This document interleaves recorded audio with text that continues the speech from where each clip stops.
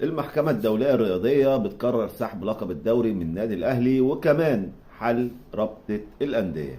تطورات جديدة في أزمة حسين الشحات مع لاعب الزمالك خوان بزيرة وموقف رابطة الأندية. خليك معايا وهنعرف في السريع أهم تفاصيل الأخبار. أخبار كتير مشعللة الدنيا والناس كلها بتتكلم عن الأخبار دي. إيه هي الأخبار ونبتدي منين الحكاية؟ نبتدي الحكاية من عن أزمة حسين الشحات وإخوان بزيرة. في مباراة القمة بين الأهلي والزمالك كلنا شفنا حسين الشحات وهو بيشاور لإخوان بزيرة وبيقول له أنت قصير، والدنيا اشتعلت نار والكل ابتدى يتكلم في الموضوع وابتدت تبقى فيه حرب تصريحات وناس بتأيد حسين الشحات وناس بتعارض حسين الشحات. يعني إلا إن الغريب في الموضوع والحاجة الجديدة اللي حصلت نعرفها مع بعض. والد خوان بزيرة طلع في تصريح ليه وقال لك احنا مش هنتقدم بشكوى ولا اي حاجة ضد اللاعب، ودي حاجات كتير بتحصل زيها في كرة القدم، فاحنا مش هنكبر الموضوع ومش هنقدم اي شكوى للسفارة. ده كان تعليق والد خوان بزيرة. اما حسين الشحات فجه كحلها عماها، ما تعرفش هو بيقول الكلام ده عن قصد ولا بيقوله عن جهل، ما بيعرفش يتكلم اصلا. حسين الشحات طلع على قناة الاهلي وقال لك انا ما تنمرتش على اخوان بزيرة ولا قلت له انت قصير. امال ايه يا عم؟ لما كنت بتعمل له كده كنت بتقول له ايه؟ قال له انا كنت بقول على نادي الزمالك كلهم انهم صغيرين.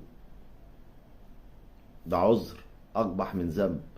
يعني انت عشان تنفي التهمة عنك انك بتتنمر على واحد بتقول ان انت بتتنمر على الزمالك باكمله، نادي وجمهور. حسين الشحات يعني دايما بيحب يثير الجدال. نسيبنا بقى من حسين الشحات او حسين المتنمر ونروح بسرعة لمين؟ نروح لأزمة الأهلي وبيراميدز او أزمة لقب الدوري.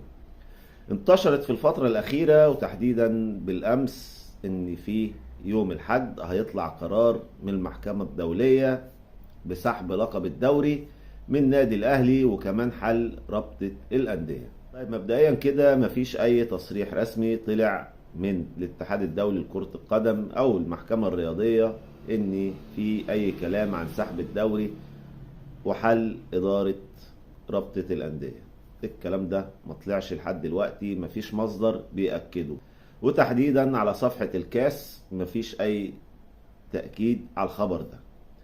الا ان اتحاد الكوره برضو بيرد على الخبر وبيقول لك احنا مفيش اي حاجه وصلت لنا بحل رابطه الانديه، ولو في حاجه هتوصل بخصوص الموضوع ده فالموضوع ده بيطول وبياخد وقت لان بيبقى في تحقيقات وفي عرض وفي لجان مختصه ولجان منبثقه وفي كلام كتير بيحصل قبل الكلام ده. فالمحكمه الرياضيه ما ينفعش ان هي تحل رابطه الانديه بكلمه في حكمها. دي كانت أهم التفاصيل عن الأخبار اللي الكل كان بيتساءل عنها بالأمس.